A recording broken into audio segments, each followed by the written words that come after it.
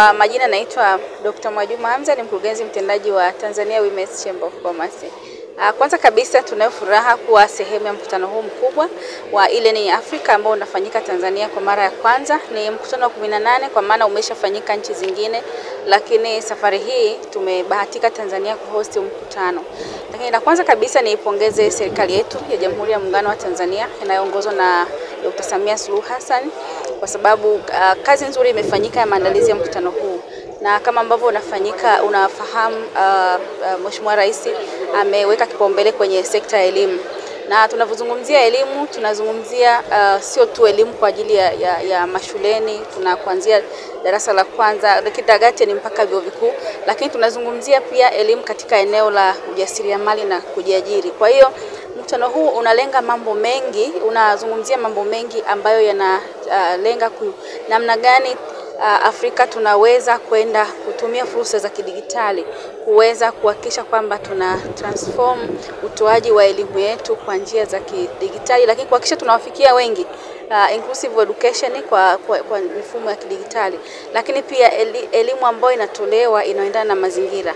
Na ukiangalia mkutano huu kwa ukubwa sana unazungumzia masuala ya ajira kwa vijana. Kwa hiyo namna gani elimu yetu tunaweza kutoa kwa elimu yetu inaweza ikaendana na mazingira na mahitaji ya ajira.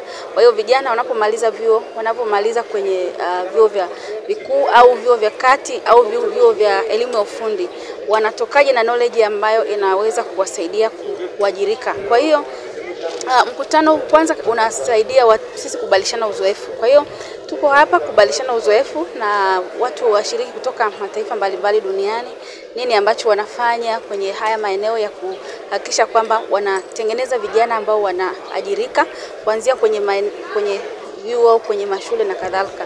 Lakini tunazungumzia teknolojia ambayo inakuwa kwa kasi sana. Sasa hivi tunazungumzia swala la AI ambalo ukiangalia sisi Tanzania sio kwamba tutasema hatuwezi kuingia huko. Tayari tuko humo, na ukiangalia kwenye zile nchi 10 ambazo bado hazijaanza kutekeleza au kuingia kwenye mifumo ya AI, sisi hatumo. Kwa hiyo na maana sisi tunatekeleza na hatuwezi kuiacha teknolojia ikatuacha. Kwa hiyo ni kazi kubwa ambayo serikali nayo sasa ni kuweka mipango au mifumo wezeshi ya kuhakikisha vijana wanatumia vizuri teknolojia hii ambayo ya kidigitali, kwa sababu of course kuna athari baadaye na kuna athari kama hatutaweka mifumo vizuri, lakini hatutakuwa na mifumo mizuri ya kuregulate, lakini ni fursa sana pia kwa vijana. Kwa kikubwa sisi ambacho tunafanya hapa ni kujifunza kutoka kwa watu wengine, lakini pia network, kutafuta pia partners. Sisi kama chemba ya wanawake wafanya biashara Tanzania tunatoa elimu ya ujasiriamali sana kwa wanawake na vijana, na sasa hivi tumefungua dirisha la vijana wa kike na wa kiume.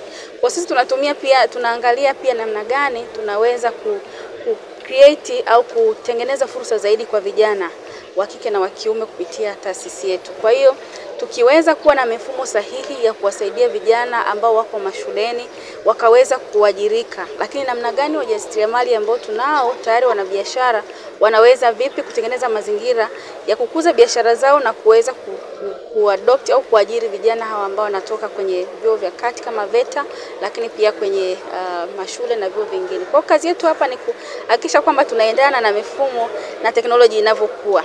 Ndio sababu tunashiriki mkutano huu. Kwa mkutano huu ni mkutano ambao umekuja wakati sahihi sana. Kwa kama nchi, namna ambavyo serikali imeupokea na kufanya maandalizi mazuri, na sisi wadau ni kazi yetu kuhakikisha tunashiriki kikamilifu na tunashiriki pia kuweka mikakati ambayo inatusaidia tuboreshe pia kwenye elimu tunazotoa za ujasiriamali. Sasa hivi vijana wengi uwezo kumwambia akae tu darasani asome peke yake. Kwa hiyo tunahitaji kuwa na mifumo wezeshi ya vijana kujifunza ujasiriamali kupitia mifumo ya kidigitali. Lakini sio tu kujifunza, lakini hayo masomo ambayo tunafundisha namna gani yanaenda kuwasaidia kuweza kujiandaa kuajirika.